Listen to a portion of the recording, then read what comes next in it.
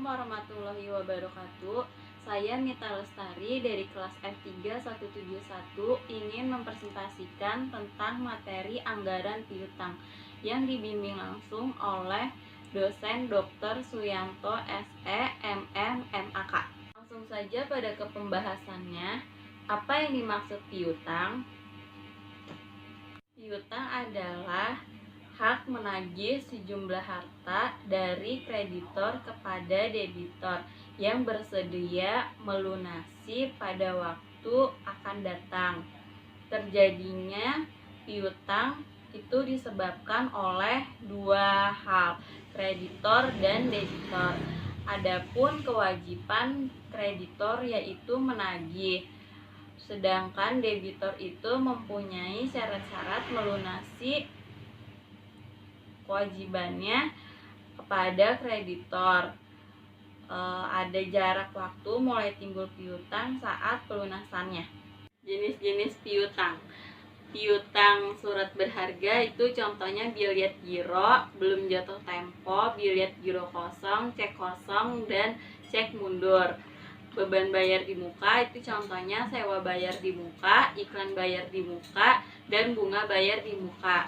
Ada juga setoran jaminan, contohnya untuk keperluan garansi atau jaminan bank, untuk keperluan menjalin hubungan bisnis lainnya.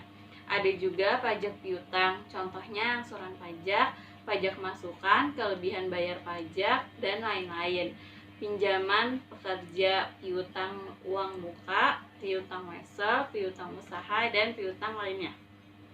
Berikut bentuk seperti contoh piutang surat berharga, ada di cek dan di surat piutang. Lanjutan dari jenis-jenis piutang. Yang kedua, piutang wesel adalah piutang yang didukung janji tertulis dalam bentuk wesel. Piutang wesel dan piutang surat berharga dapat terjadi karena menjual barang secara kredit atau pemberian jaminan dalam bentuk uang. Piutang uang muka dapat terjadi setelah piutang muka beli barang atau uang muka kerja, seperti pasang iklan atau membuat baliho. Masih lanjutan, piutang usaha adalah piutang yang muncul sebagai akibat menjual barang dan jasa secara kredit, usaha pokok perusahaan. Piutang usaha berbeda dengan piutang dagang. Piutang usaha meliputi barang dagang, sedangkan piutang dagang hanya terdapat pada perusahaan dagang yang menjual barang dagangannya secara kredit. Piutang usaha ini meliputi seluruh macam atau jenis perusahaan yang menjual barang atau jasa dari usaha pokoknya secara kredit. Piutang dagang atau usaha sebagai salah satu bentuk investasi, maka piutang dagang menyerap sejumlah dana modal kerja, mempunyai usia tertentu sesuai dengan waktu ketertarikan, mempengaruhi tingkat risiko perusahaan secara keseluruhan, perlu dimonitor tingkat efisiensi pengolahannya dari waktu ke waktu. Manfaat yang diperoleh dengan melakukan penjualan kredit yaitu merupakan upaya untuk meningkatkan omset penjualan, menaikkan keuntungan, menjamin kontinuitas hubungan antara perusahaan dengan pembeli. Kredit jangka panjang menciptakan keuntungan tambahan bagi penjual. Pengertian anggaran. Anggaran yaitu yang merencanakan secara lebih terperinci tentang sejumlah piutang perusahaan beserta perubahan-perubahannya dari waktu ke waktu selama periode yang akan datang. Anggaran piutang menunjukkan besarnya piutang dari transaksi-transaksi penjualan secara kredit yang dilakukan perusahaan.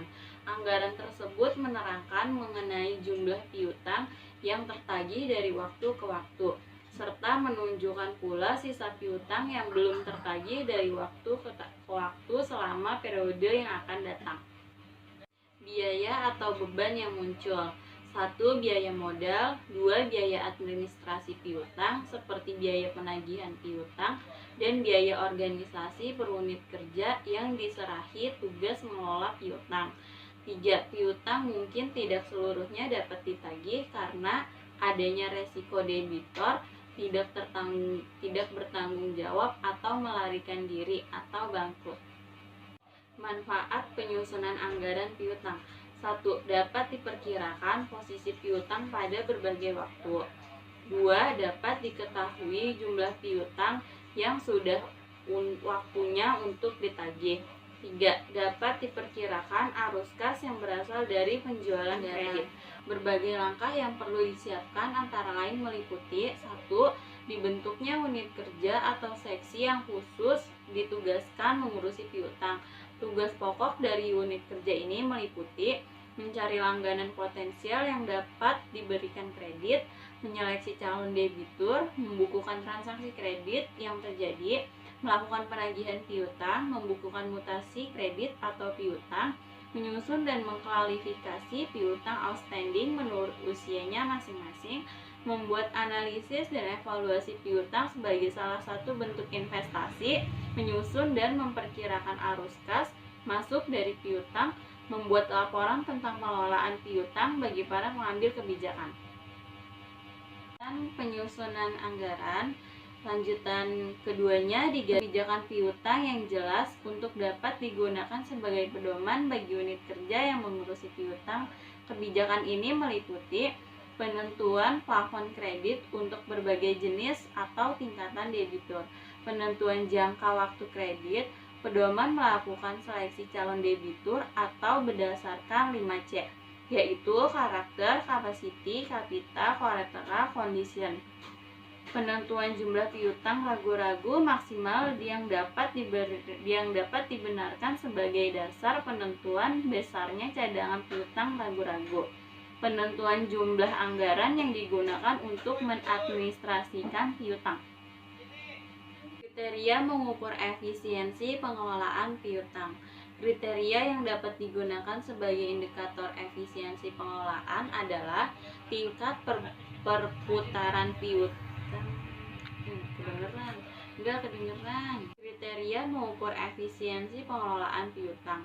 Kriteria yang dapat digunakan sebagai indikator efisiensi pengelolaan adalah tingkat perputaran piutang yang dinyatakan dengan rumus penjualan kredit 1 tahun dibagi piutang rata-rata atau awal dan akhir tahun, presentasi piutang tak tertagih yang sebenarnya, usia utang rata-rata, biaya pengelolaan piutang yang berubah-ubah dari waktu ke waktu karena perbedaan jumlah nasabah yang harus dilayani, perbedaan nilai piutang keseluruhan yang harus dikelola, perbedaan fungsi piutang atau penjualan dengan kredit dari waktu ke waktu berhubungan dengan adanya perbedaan kondisi pesaing dan situasi ekonomi secara umum, perbedaan jangka waktu kredit yang diberikan.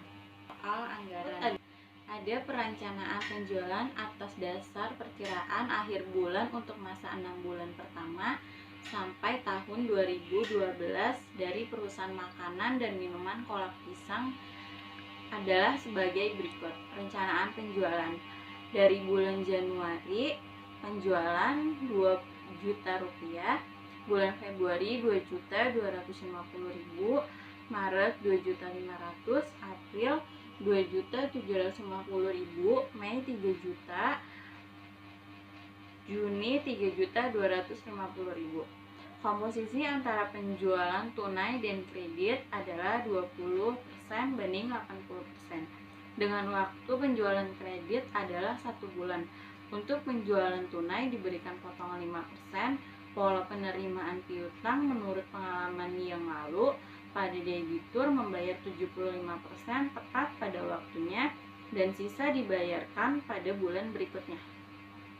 Penjualan bulan November dan Desember 2011 masing-masing sebesar 1.500.000 dan 2 juta. Jumlah banded debit diperkirakan sebesar 0,5%. Diminta buatlah schedule penagihan piutang dan schedule penerimaan arus kas masuk. Contoh penjualan menurut bentuk pembayaran yang pertama ada di tabel yang pertama, yang tabel kedua schedule penerimaan kas dari penjualan tunai. Masih dalam contoh soal menghitung piutang neto.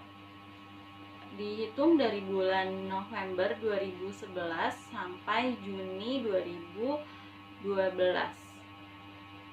Piutang kotornya ada 300.000 sampai 2.600.000. Band debitnya 0,5% dari 1.500 sampai 13.000 di akhir bulan Juni, dan piutang netonya 298.500 di awal November dan di akhir Juni ini, jadi ada 2.587.000.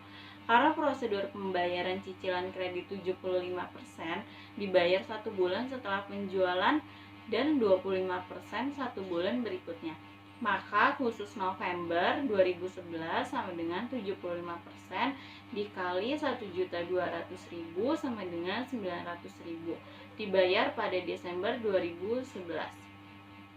25% dikali 1.200.000 sama dengan 300.000 dibayar pada Januari 2012. Catatan yang diperhitungkan dan dicatat hanya pembayaran cicilan kredit untuk periode tahun 2012 saja. Jadi November dan Desember 2011-nya tidak perlu dicatat. Masih dalam bentuk contoh soal, yang ini ada tabel schedule penerimaan kas dari penjualan kredit. Anggaran piutang dari bulan November 2011 sampai Juni dengan jumlah Januari 1.492.500, Februari 1.592.000, Maret 1.741.250, ada bulan April 1.940.250, bulan Mei 2.139.250, bulan Juni 2.338.250 dengan jumlah sisa 3.184.000. Sekian persenjataan materi anggaran piutang. Kurang lebihnya mohon maaf. Terima kasih. Assalamualaikum warahmatullahi wabarakatuh.